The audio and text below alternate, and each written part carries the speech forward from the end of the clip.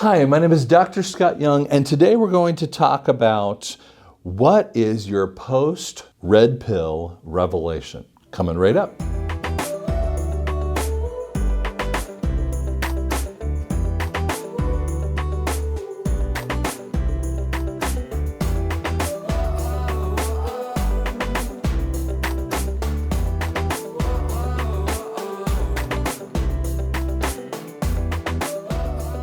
Okay, post-red pill? What?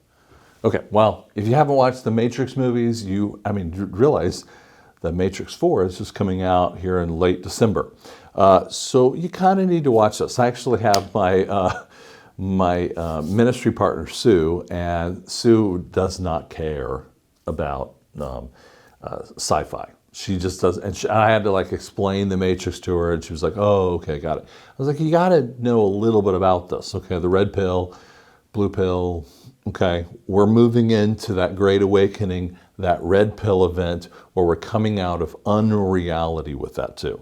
And now, if you know that, and I say, you're red pill, you've come out of that. When that great awakening occurs, the event that we're all waiting for, when that occurs, you can, and some people are just focused only on that event, and trust me, it's a great event, okay? I can biblically prove it, and if you want to look at it, you can kind of look at some of my other videos about that. But it's an event, it's a historical event. Is it the tribulation and we're going into the millennial reign? No! That is absolutely anti-biblical. Now, I know a bunch of patriots are doing that, but they don't know anything about the Bible. 700 verses in the Bible talk about the tribulation. And to say that we've been through a tribulation, well, we might have been through some type of it, but it's not the tribulation. There are 300 verses in the New Testament and the Old Testament about the millennial reign. They have to be fulfilled in perfect order. And if they're not fulfilled, it makes God a liar. And God is not a liar. He will fulfill his prophecies about the second coming. He fulfilled the 600 prophecies in the Old Testament about his first coming to an exact nature. If you look at Psalms 22, I think it is, where it talks about Jesus would be on the cross. He's talking about a Messiah on the cross, and they were gambling for his clothes. That actually happened. And you might think that's just a small little thing. He did it down to the tiniest little areas. And if he did it in the first coming, why would he not do it in the second coming? So those who don't believe this kind of thing, I think you got to catch that. We're not talking, this red pill event, this great awakening, is a revival point or awakening point. It has nothing to do with the tribulation. So don't do that, okay? People who say that don't know anything about the Bible, or they don't know, they haven't been applying it that way. I want to ask you a couple questions, and I know that gave you a little thing, and you're going, whoa, what? Because you've heard oppositely. Why has God awakened you right now? You go, well, I don't know. Okay, so I've been awakened for literally 30 years or something like that, but strongly awakened in the last about 10 years, okay? And even more strongly, just another level. It's kind of like levels of that when I had my healing experience almost 2 years ago right now. So if you want to watch my healing experience, you can watch that in there. I had a miraculous healing after I was going to nearly die or be in basically a vegetative state for the rest of my life, and walked out of the hospital in 3 days freaking out the physicians. So you can watch that in Miraculous Healing if you'd like to know about that. And ever since that point in time, I have a more intensity than most people. Sometimes they can't handle my intensity, okay? They kind of don't know what to say about that. But everything that I do, I purposefully spend time knowing exactly what I need to talk about, okay? And so I work this all the time with that. So why has God awakened you? Well, God awakened me to be a teacher. Now, I've already been a teacher, but I believe that we need to talk about NESARA and its implications for the people. And there's a reason for awakening that God always has. It's to bring the message. I think he wants to bring more of the bride of Christ into the kingdom. And so what is your role with this? And we'll talk a little bit more about that in just a second. First, get with the Lord and find out your vision and mission statement. You go, what is that? I'm going to catch you. There's a book by Chris Vallotton, I think it is, and it's called Culture of Honor. Culture of Honor by Chris Vallotton, I think it is. And it's a vision and mission statement for churches and nonprofit ministry kind of things. And frankly, I'm going to tell you how it worked for my private practice, my hearing solution centers. So we're at Here Tulsa, if you want to kind of look us up with that. And in 2005, when we founded the business, wrote a vision and mission statement, and frankly, it was maybe out of scale of 1 to 10, we're probably a 6. It's okay. And then we went on with this company called Audigy Group, and they were like, well, we're going to help you with their whole policy procedure manual. And so they rewrote the vision and mission statement within it, and it was just so general. It really kind of derivated back to a 3 or 4, and I didn't really play around with it. And probably about 5 or 6 years ago, I just said, wait, I really need to look at this. Now, my wife had this book called Culture of Honor, and I started reading it, and it was a gorgeous vision and mission statement. And so I rewrote that with that in mind, and we pushed it, I think, to a 9 or a 10. It's a really powerful vision and mission statement, and the Culture of Honor is a powerful way of doing that. Now, that's a background of what you personally need to do. You go, wait, businesses write vision and mission statements. No, you need to have one. It's the thesis, it's the idea that you need to accomplish in your life, okay? And I ask this question all the time, and when I do this on my Telegram channel. You can go at Dr. Scott Young on my Telegram channel and ask this question. People came up with this great thing. God is asking me, and I've heard these kind of statements, God is asking me to create a teaching garden, so they can teach people how to grow food. Awesome, right? When they're released financially, I know of another guy named John, and John is moving to Tennessee area. He wants to buy a whole bunch of land, and he wants to help those who are sex trafficked. Awesome. I mean, I get tingles when I hear that kind of stuff. That is what I'm talking about. Dario Parala actually is a friend of mine. You go to darioparala.com. Dario's got a clothier shop down in Gainesville, Georgia. And Dario would say, my vision and mission statement, obviously he's looking to get married, if you're thinking about that. Okay. And so Dario's waiting for the perfect wife to show up in his life, and he's waiting for the Lord to do that. Now, one of the things that Dario would say is, I really want to help men to be men, and wants them to have a better ego and understanding of themselves. That's gorgeous, okay? What is your vision and mission statement, okay? What does that mean? Well, you first have to know about what your passion in humanity is.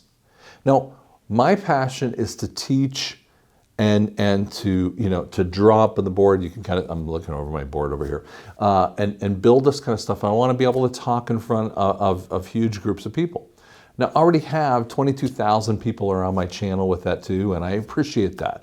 And if you share that with it would help me out as well. But we're going to have churches that are going to walk into me, and I know this in this case. I've been seeing it over and over again.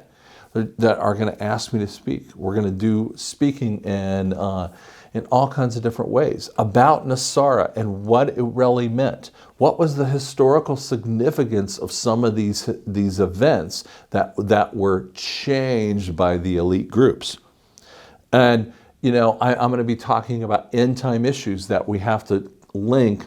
What's the separation between NESARA and eschatology, or end time issues? There is a separation, but there is a fine line in that way too.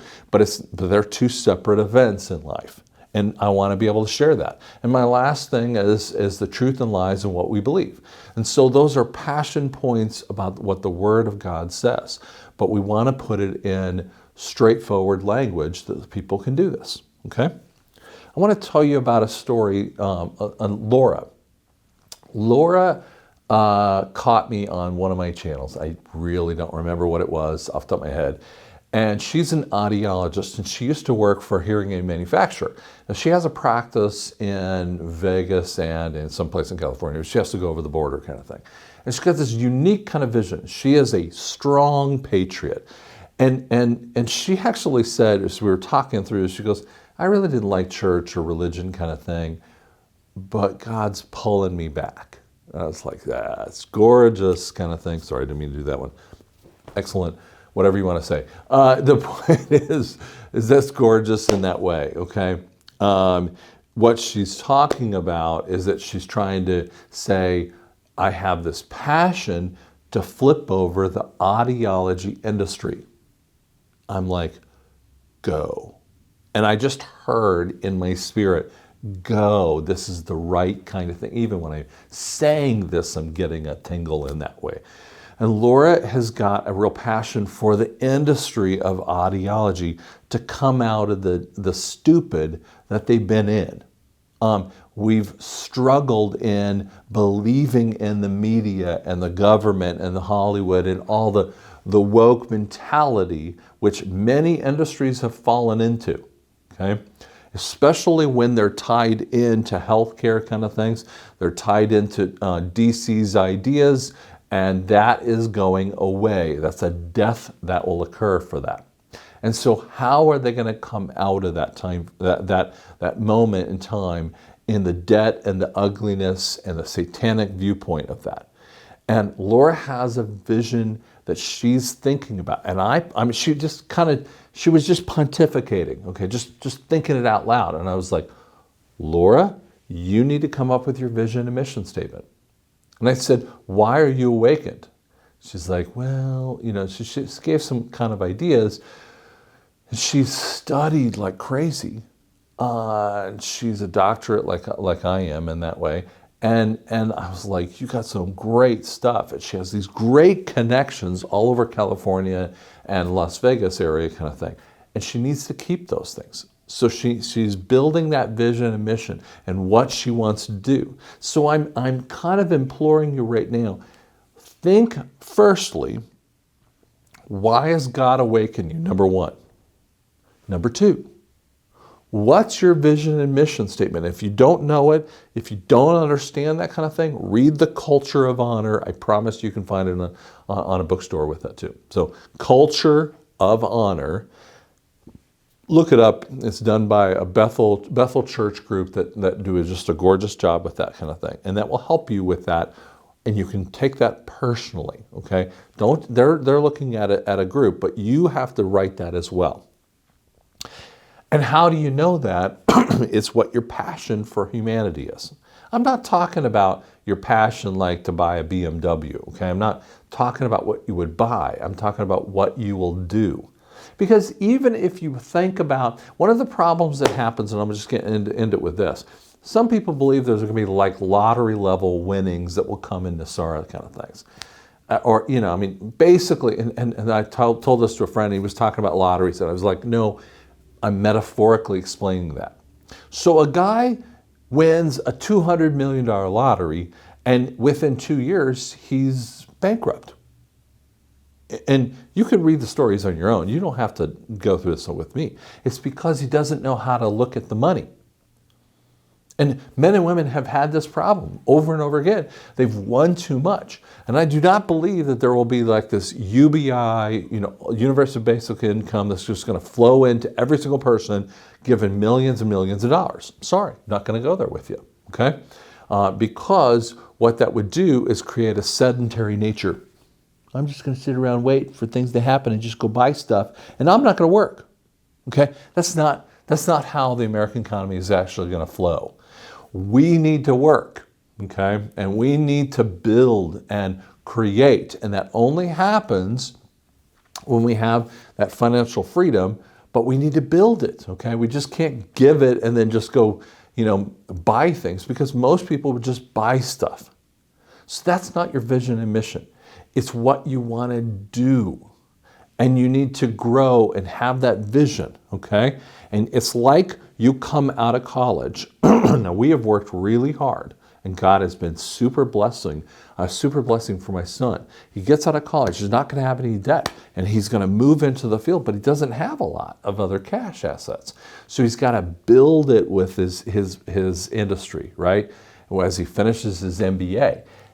That's what I'm talking about here, okay? You're about ready to walk into a place where all of your debts are wiped out.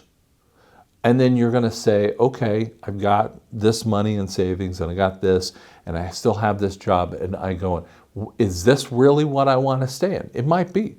Or do I really want to build something else? Or do I want to work in someplace else, learn about this field? Let's say you work at Arby's, okay?